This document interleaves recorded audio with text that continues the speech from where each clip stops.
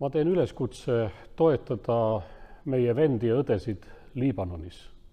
Liibanoni baptiste, kes on praegu väga raskes olukorras, aga just selles olukorras püüavad nad tunnistada Kristust ja teenida oma ligimesi. Nabil Costa, üks Liibanoni baptistide juhte, ütles pärast hiljutist plahvatust Beiruti sadamas, et nad arvasid, et nad on juba kõike näinud. Majanduslikke raskusi, poliitilisi segadusi, koroonaviiruse mõju, aga nüüd korraga niisugune väga laastav õnnetus. Viimastel andmetel 135 inimest on kaotanud oma elu ja ilmselt see arv tõuseb veel.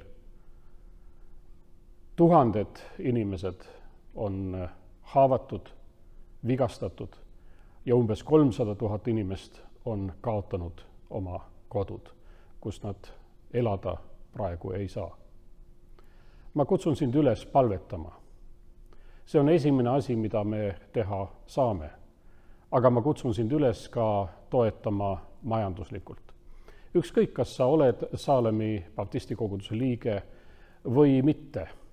Saalemi baptisti kogudus on valmis kandma edasi annetatud summad, mis kindlasti täies mahus lähevad Liibanoni kristlastele kohale.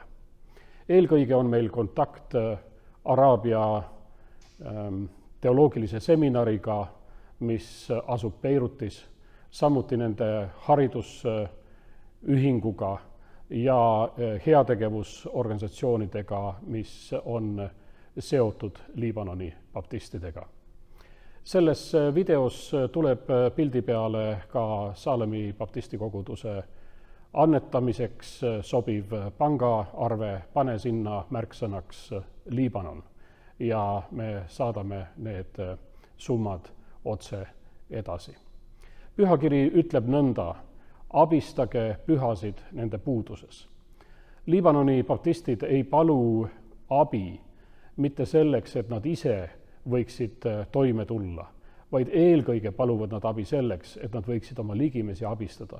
Nad on avanud oma kooli uksed, oma ühiselamu selleks, et need inimesed, kes on kodu kaotanud, võiksid seal peavarju leida. Nad vahendavad toidu ja meditsiiniabi. Praegu on meie võimalus, et ka oma käsi sirutada ja mõelda kaugemale kui meie väike Eesti.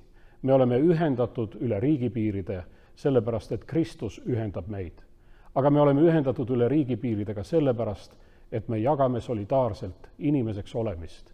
Ja sellepärast puudutab see üleskutse mitte ainult koguduse liikmeid, vaid kõiki neid inimesi, kellel on südant kaasa mõelda, toetada ja abistada. Jumal õnnistagu sind.